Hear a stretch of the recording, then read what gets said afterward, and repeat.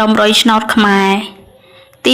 23ខែ5 2026លេខអុកតុងមានខ្ទង់កៅខ្ទង់ខ្សែនិងខ្ទង់20លេខរងមាន95 44និង28 3លេខមាន